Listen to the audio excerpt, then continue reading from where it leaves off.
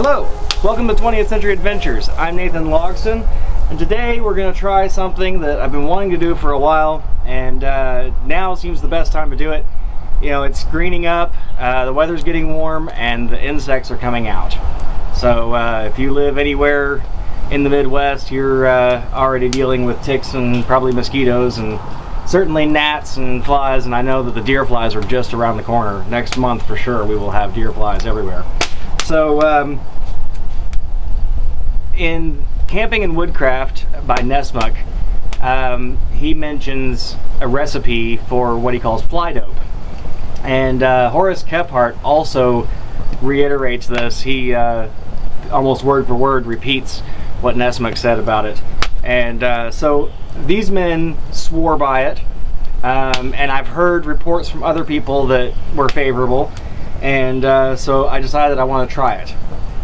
So the recipe is 1 part pennyroyal oil, or if you're from Kentucky it's PENNYROYAL, but 1 part pennyroyal oil, 1 part or 2 parts castor oil, and 3 parts pine tar. So I've got my ingredients here. I actually I already had the pine tar, that's why this jug looks so bad. So this is genuine kiln burnt Swedish pine tar. You can order this from a company called tarsmell.com. It is the best pine tar you will ever use, and it has a real nice pine, woodsy, smoky scent, which is better than the modern pine tar that's not got that smoky smell in it. It's got to be kiln burnt or it's not pine tar. So the castor oil and the pennyroyal oil I found online. Castor oil is pretty cheap. This was about the smallest bottle they offered.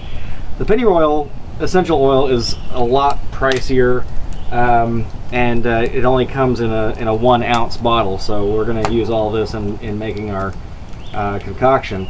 And you can find these online. You can order it from Amazon, or I found an individual company that sold it because I prefer to support the little guys. So anyway, that's what I've got, and I've got my tools, and we're going to see if we can do this. Now I'm going to have to, the smallest measure I've got is this 1/4 cup, which is 2 ounces. And so, of course, we already know that this is 1 ounce because it's marked on the bottle. So I'll do 1 of these of the castor oil, and then I'll try to do 1 1/2 of these with the pine tar, and that should be pretty close. Now he also mentions heating it slowly to make the oils mix together. I'm not sure how slowly I can heat on this fire, but I'm going to try, and we'll see how it goes. And it doesn't say how long to heat it or what you're looking for when it's done, so I guess it's going to be kind of just a let's try it and figure it out sort of thing. So that's what we're going to do, and we'll see how it goes.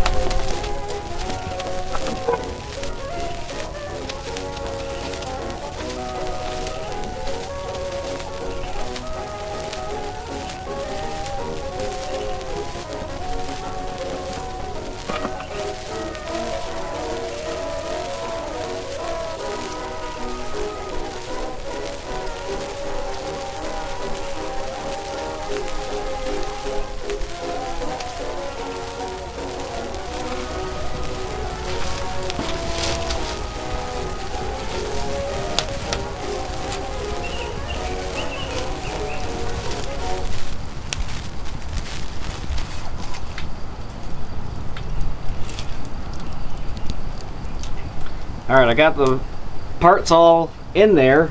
It does seem to be separated quite a bit. It doesn't want to meld together. So hopefully heating it up will make that difference. I assume it's probably going to heat pretty fast because it's pretty shallow in there.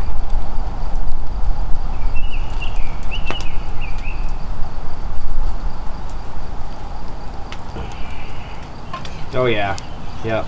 It's already starting to mix nicely. Oh, it smells really good, actually. You definitely smell that pennyroyal oil. It's very minty.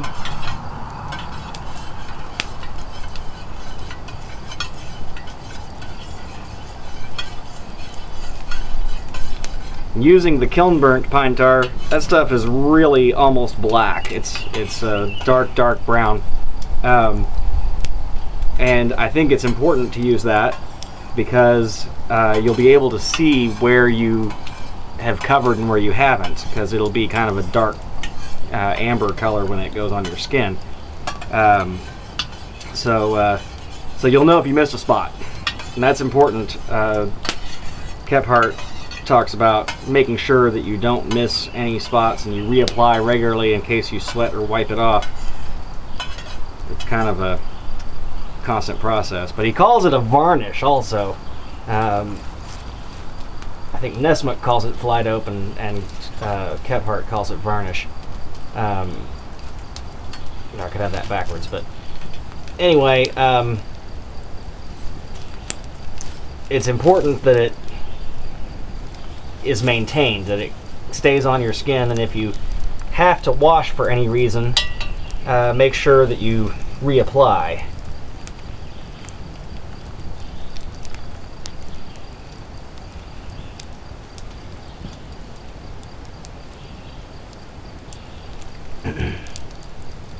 I'm hoping that this will be enough for a whole season.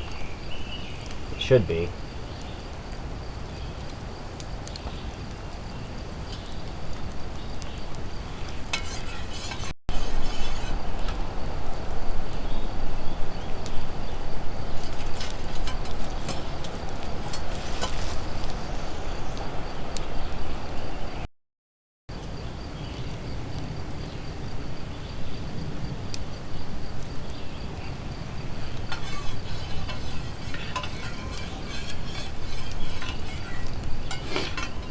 Alright, that's steaming pretty good. It was simmering over the fire a little bit.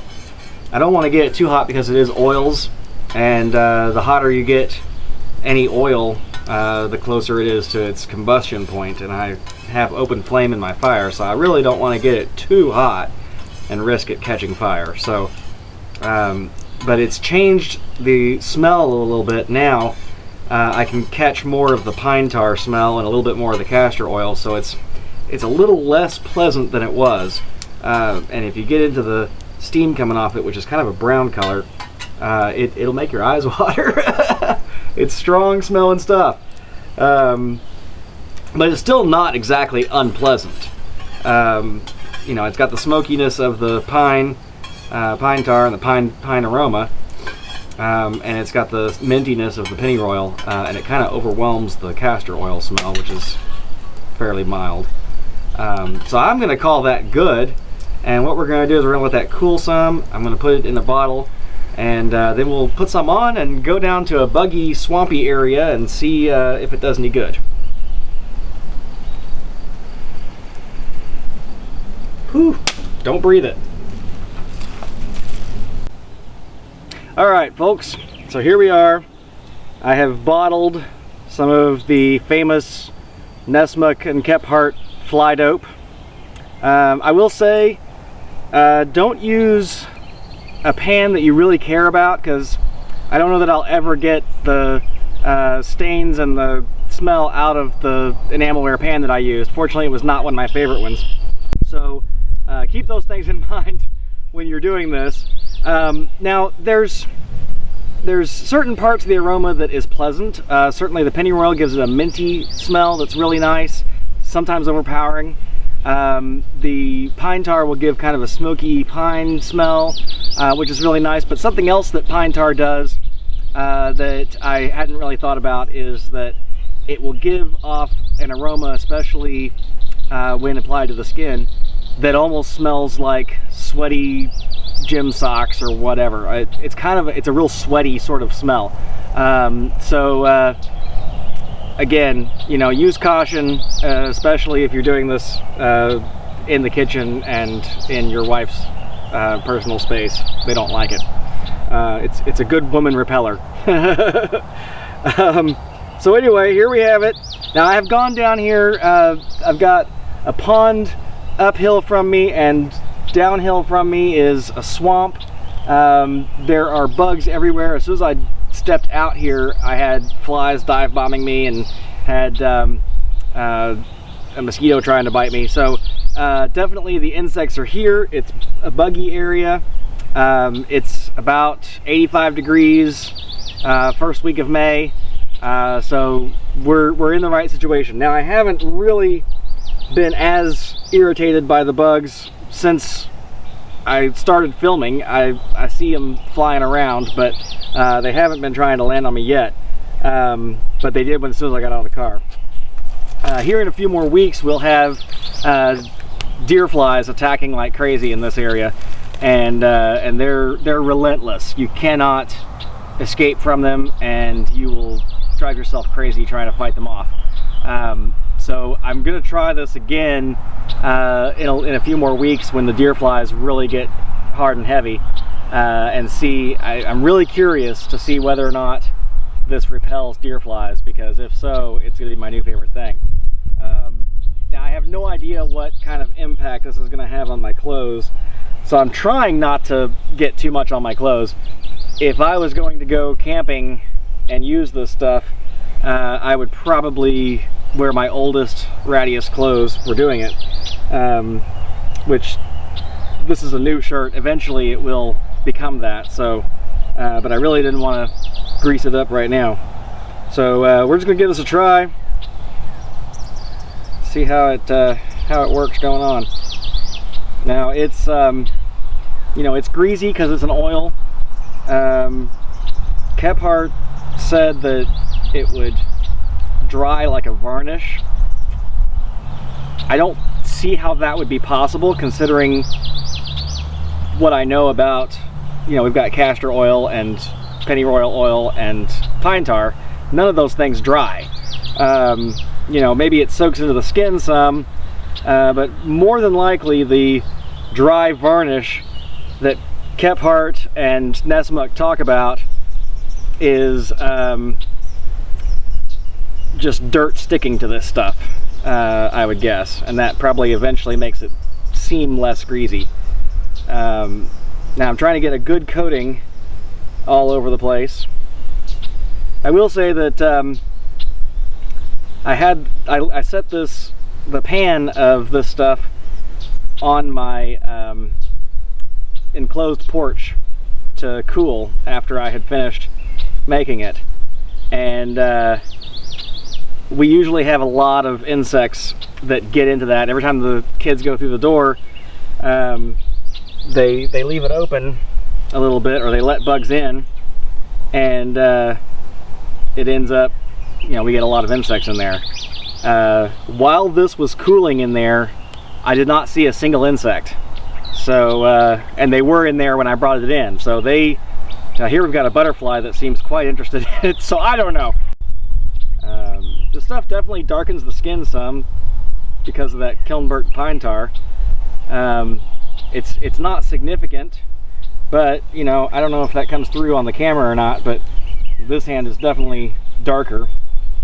I guess it would make a nice substitute cheap spray on tan or rub on tan, if you wanted to get a little color. Of course, you know, it's going to smell. Kind of a process to put this on. Now the idea is to cover all of your exposed skin with it, and that's what I'm trying to do here. Be careful, for starters, to see how it's going to react with your skin composition. Everybody's a little different, and some people are allergic to things without knowing that they are, and so it's best to use caution. I wouldn't cover my entire body with this for any reason, just because it's your skin pores need to be able to breathe some, and this probably does not do much good for your skin pores. So I would not cover the whole body, but we're going to cover my arms here, and then I'm going to walk around and kind of see what happens, and see if we can get some flies to land on me, or see if it just keeps them away entirely. Our evenings are still fairly cool, so we don't have a whole lot of mosquitoes, but I'm going to go up to the pond where there's a lot more, and we'll see how that does. But This is kind of messy. That's why you have a neckerchief that you can wipe your fingers off on, I guess. Now, Kephart recommends keeping it in an oiler, or maybe it was Nessmuk, I don't remember now. One of them recommends keeping them in a brass oiler, and if I was going to carry this with me on a hiking trip or something, I would definitely put it in something non-breakable, because if this bottle breaks, boy, that's going to be a mess everywhere. So, and the cork could come out pretty easily too. So, so I would definitely get a metal oil can with a screw top that seals, rather than using this. So, all right, well, let's see how this works. Some little bug is going to find you someday. Some little bug will sneak behind you someday. Then he'll send for his bug friends and all your earthly trouble ends. Some little bug is going to find you someday.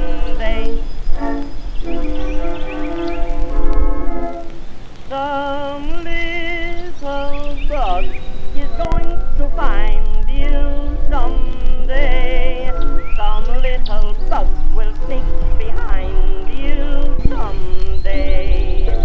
Eating a huckleberry pie is such a pleasing way to die. Some little bug is going to find you someday.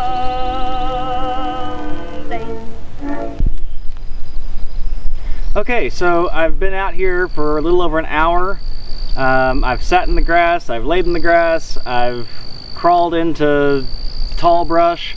I have not seen a single insect on my arms. Now, they have been going after my ears and my face. I didn't put any on those areas. So I've certainly had to fight them off. I've swatted at mosquitoes and flies and gnats and all kinds of things. I even found a tick crawling on my boot, and I put my arm down there to try to get him to crawl onto my arm, and he went out of his way to avoid crawling off of my boot onto my arm. And normally they're attracted to open skin. So I have to say that I'm really impressed. I think this stuff does work. I really would like to try it next time I go camping. You know, put some on my ears and face to try to see if it keeps the mosquitoes away, because that's always a big hassle with summertime camping, is mosquitoes and ticks. And if it will repel those, that's wonderful. Now, I'm not putting it on my clothes. It may be worth trying. I might try rubbing some into my boots at some point and see how that goes. I may even do a follow-up video on this later on in the summer when it's real buggy or when the deer flies are out, just to kind of see what kind of changes there may be when it's a lot buggier. What I will say, though, as a side note, there's a gnat on my glasses right now, but they're not on my hands or my arms at all. What I do want to say is, you know, 100 years ago, there were diseases that insects carried, and it was dangerous to get bitten by insects. Nowadays, it's even more so. We have a lot of new viruses out there that and diseases that these things carry, ticks especially. You've got things like Lyme disease, alpha-gals. This sort of thing is not something to mess around with, and I highly recommend treating your clothes with something like permethrin, even though it's not a period thing, because that will prevent the ticks from getting onto your clothes, and you're less likely to get bit. If you're out here and you're doing this stuff, it's great to be immersive, but we've got to stay safe. And trust me when I tell you that I know people who have had Lyme disease, I know people who have had alpha-gals, and it makes your life absolutely miserable to live like that. The effects can be lifelong. So do take precautions to prevent yourself from being bitten by insects. And then, you know, deer flies and horse flies, they leave a very painful bite. Not much disease carried in them, but it can be very painful. And black flies especially. Some people, about 1 out of every 9 people, are very allergic to black flies or buffalo flies. I am one of those people. When I get bit by one, I got bit on the arm one day and it just swelled up to where I could barely move my arm, and then was bruised for days afterwards, and it took several weeks for the bite mark to actually go away. And some people don't have that reaction, but it's best to take precautions and try to protect yourself. I haven't found anything that I liked putting on my skin, because I don't really like to put a lot of chemicals on my skin. Permethrin should not come in contact with your skin. It should only be put on the clothes, and you should put the clothes on when they're dry. Don't spray it on while you're wearing the clothes, you know. And then things like DEET, you know, have been linked to cancer, and it's not great to rub chemicals onto your skin. This is a natural alternative, and it has been proven for over 100 years, and after testing it, I would say it works really, really well. So I will keep playing with this stuff. Definitely want to go out sometime in the summertime, of course with my clothes properly treated as well, but use this stuff on my exposed skin, because a lot of times when I'm camping in the summertime, I have to roll my sleeves down and button them, and button my neck up tight to keep the bugs off of me as much as possible. And when it's 90 degrees outside, that's no fun at all. And so I'm really curious to try this later on in the summer, and I'll try to give you guys an update when I do that.